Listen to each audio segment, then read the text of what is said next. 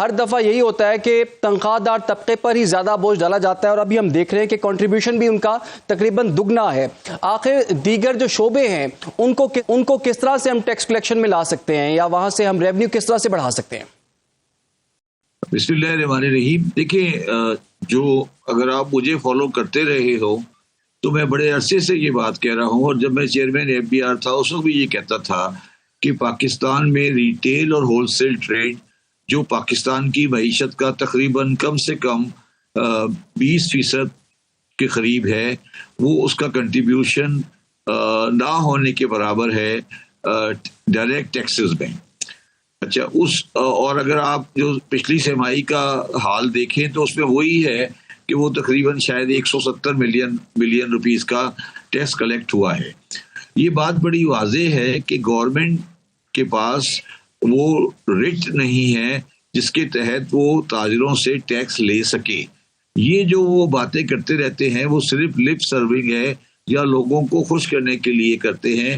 वो इतनी गवर्नमेंट के अंदर ताकत नहीं है कि वो दुकानदारों के साथ झगड़ा लेकर या उनके साथ बात कर कर उनसे टैक्स ले सके। वो टैक्स से आज़ाद हैं। और मगर अब जो प्रॉब्लम आ रही है वो ये आ रही है क्योंकि जब आपने एक बहुत बड़े तबके से टैक्स नहीं ले सके हैं तो आपने सारा बोझ तनख्वाहदार तबके पर और ऑर्गेनाइज्ड डॉक्यूमेंटेड इंडस्ट्री पे डाल दिया है। उसकी वजह से पाकिस्तान में इंडस्ट्रियल ग्रोथ और एम्प्लॉयमेंट रुक गई है और माशी तरक्की सीरियस प्रॉब्लम में चली गई है। ये बात मैं बड़े अरसे से कह रहा हूँ, मगर आप आज कह रहे हैं ये बहुत बड़ी प्रॉब्लम है और इसकी बुनियादी वजह गवर्नमेंट की ताकत नहीं होना है। गवर्नमेंट के अंदर विल है, मैं आज क्लैरिफाई कहता हूँ, विल है, वो करना चाहते हैं, उनकी हिम्मत नहीं है, उनमें ताकत नहीं है। अच्छा, आप कह रहे हैं गवर्नमेंट की विल तो है लेकिन उनमें ताकत नहीं है। हम तो देख रहे हैं कि FBR की जानिब से और गवर्नमेंट की जानिब से बड़ी सख्तियां की गई हैं और ताजिर भी इनसे खुश नहीं है और सैलरी पर्सन तो वैसे ही खुश नहीं है। मेरी बात सुने, ये गलत बात है। कोई सख्ती की हुई है? मुझे बताएं कि गवर्नमेंट ने कभी किसी जगह जाकर दुकानों को रजिस्टर करने की कोशिश की है?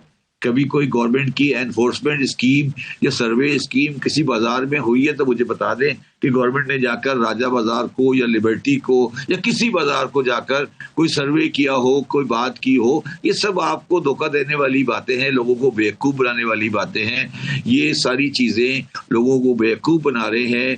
ये गवर्नमेंट पीपल्स पार्टी की हो या PTI की हो या PMLN की हो, कोई पाकिस्तान में, मैं भी उस चेयर पे शामिल था, मेरा झगड़ा ही इनके साथ हुआ था, वो दुकानदारों और आड़तियों से टैक्स नहीं ले सकती जब तक वो सख्त इक़दाम नहीं करे और उसकी हिम्मत हमारे अंदर नहीं है। ठीक है। अच्छा सर, ये भी अर्ज कीजिएगा, अभी IMF की एक और हमें किस्त जो है 1.2 बिलियन डॉलर्स की, वो भी दिसंबर तक मिलने की तवक्को है।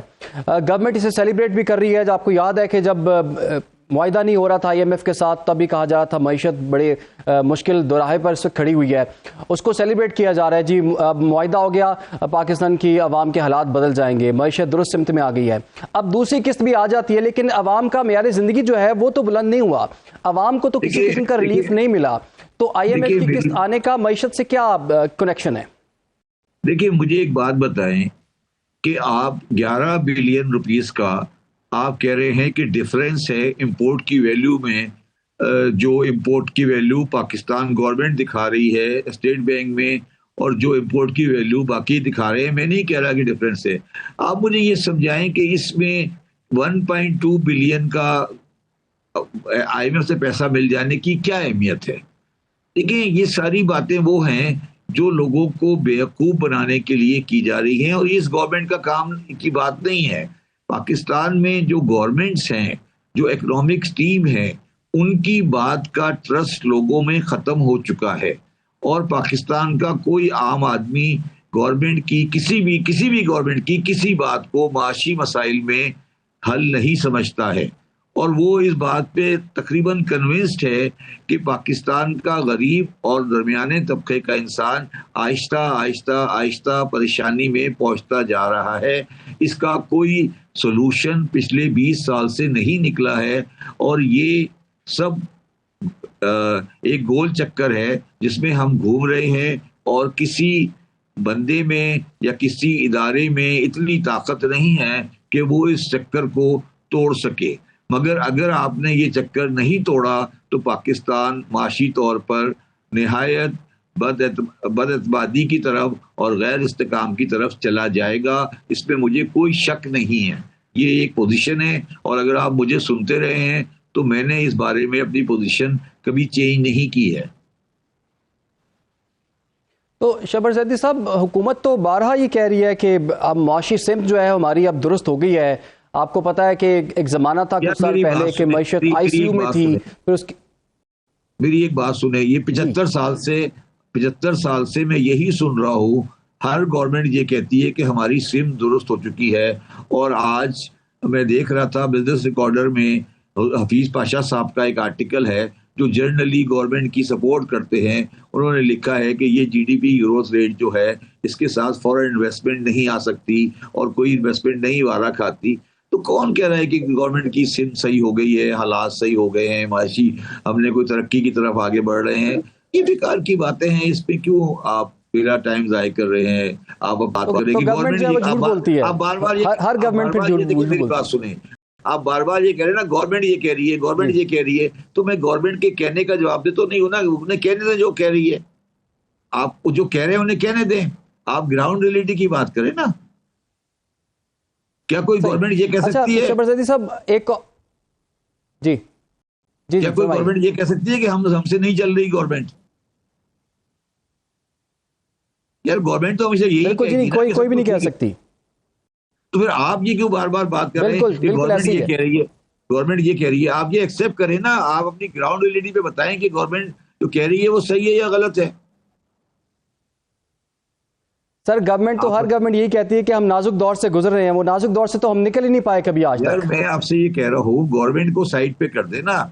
आप बताएं कि क्या नई इंडस्ट्री आ रही है, एक्सपोर्ट बढ़ रही है, इंपोर्ट सब्स्टिट्यूशन हो रही है, एग्रीकल्चर बेहतर हो रहा है, एम्प्लॉयमेंट बढ़ रही है, हाउसिंग इंप्रूव हो रही है, ट्रांसपोर्ट के सेक्टर में डेवलपमेंट आ रही है। कोई कोई एक आध चीज बताएं ना मुझे जिसको आप कहते हैं कि मईशत सही हो रही है। आप मुझे समझा दें। आप गवर्नमेंट कह रही है, गवर्नमेंट कह रही है, ये तो कोई आंसर नहीं हुआ ना यार। आप मुझे कोई फैक्टर बताएं ना कि ये फैक्टर है। शबर जैदी साहब, ये कह सकते आपने जितनी चीजें गिनवाई हैं वाकई नहीं हो रहा, ये सब कुछ नहीं हो रहा, लेकिन इसके बावजूद जो है दावा फिर भी यही किया जा रहा है। असल सवाल तो ये है ना कि गवर्नमेंट कह रही है कि सब कुछ हो रहा है। यार मेरी बात सुने ना, तो फिर आप मुझे, मैं उनका जवाब दे तो नहीं हूं ना। ये तो इसके अंदर नहीं बैठा कि गवर्नमेंट ये कह रही है तो आप साबित करें। मेरा काम ये तो नहीं है ना यार।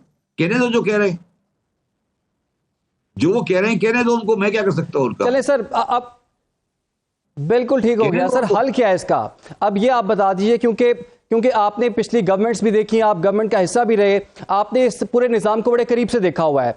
आप सोल्यूशन एक बताइए, कैसे इस मसाइल से निकला जा सकता है, हमारी मुआशी कंडीशन कैसे मुस्तहकम हो सकती है, और फिर हम बाकायदा तौर पर सरेआम ये बात कह सकते हैं कि हमारी मईशत या तो दुरुस्त सिमत में या मुस्तहकम हो चुकी भी है। देखिए, आज पाकिस्तान के जो इंटरनेशनल हालात हैं, इंटरनेशनल जो पाकिस्तान की पोजीशन है, वो बेहतरीन शक्ल पे आ चुकी है। हम सऊदी अरब के साथ एक अच्छा एग्रीमेंट करे हुए हैं, ईरान के साथ हमारे ताल्लुकात हैं, मगर प्रॉब्लम हमारी अपने घर की है। हमने अब हमारे पाकिस्तानी कौम ने अपना घर सही करना नहीं सीखा है। तो आप इस वक्त पाकिस्तान में बेहतरीन ग्राउंड पे बैठे हैं जिससे आप इकोनॉमी को किक ऑफ दे सकते हैं। मगर प्रॉब्लम यह है कि हमारे, जिस तरह आप बार बार मुझे कहे जा रहे हैं ना कि हम सही सिमत में आ गए हैं, हम सही सिमत में आ गए, हम सही सिमत में आ गए, ये दिमाग में जब तक गवर्नमेंट के बैठा रहेगा ना कि हम सही सिमत में आ गए हैं, ये कभी सही नहीं कर सकते। पहले एक दफा गवर्नमेंट ये एक्सेप्ट करे कि पाकिस्तान एक गरीब मुल्क है, पाकिस्तान एक परेशान कुन मुल्क है, पाकिस्तान में अवाम के हालात खराब हैं, पाकिस्तान में अवाम को कुछ नहीं दिया गया है। तो जब ये एक्सेप्ट करेंगे कि इनके अंदर खराबी है और ये खराबी को सही करना चाहते हैं, तो फिर कोई भलाई आएगी। अगर ये अपनी हवाओं में बैठे रहेंगे कि हमने सब कुछ कर दिया है, अब हमें कुछ करने की जरूरत नहीं है और पाकिस्तान की मईशत सही राह पे लग चुकी है, तो ये कहानी तो मैं 50 मरतबा पहले सुन चुका हूं ना। अब मुझे दोबारा सुनाने की क्या जरूरत है? मैं सुन रहा हूँ, मुझे भी पता है क्या हो रहा है, मुझे पता है।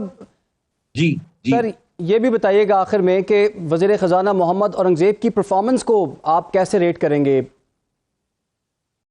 यार मुझे ये बता देना कि औरंगजेब साहब कभी पाकिस्तान के मीडिया पर आकर पाकिस्तान की जो चीजें मैंने बताई हैं, एम्प्लॉयमेंट ये वो सब कुछ है, इसके ऊपर कभी उन्होंने प्रेस पे बात की है? आप लोग उनके पास क्यों नहीं जाते? मेरा इंटरव्यू क्यों करते हो, औरंगजेब का क्यों नहीं करते? आप मुझे एक बात बताएं कि औरंगजेब साहब को तकरीबन 2 साल से ऊपर हो चुका है। आप मुझे बताएं उन्होंने पाकिस्तान में 2 साल के अंदर कितने पब्लिक इंटरव्यू दिए हैं आज तक? बताएं ना, आप लोग क्यों नहीं जाते उनके पास? मेरे पास आ जाते हो कि बताइए नहीं कि इकोनॉमी में क्या हो रहा है। आपने औरंगजेब का इंटरव्यू किया है कभी? शब्बर जैदी साहब, वो वजीर खजाना साहब तो आपको पता है कि बजट में ही नजर आते हैं, बजट की प्री बजट तकरीर या पोस्ट बजट तकरीर में ही नजर आते हैं, या फिर बजट पेश करते हुए नजर आते हैं। नहीं, मेरा सवाल ये नहीं है। सारा एपीएनएस जाए ना, सारे मिल के जाओ और दरखास्त करो औरंगजेब साहब से कि हम आपके साथ 2 घंटे गुफ्तगू करना चाहते हैं इकोनॉमी के ऊपर। वो इनकार तो नहीं करेंगे? आप जाते नहीं हो, आप जाके मुझे आके टॉर्चर कर रहे हो कि जी गवर्नमेंट ये कह रही है, ठीक है शब्बर जैदी साहब।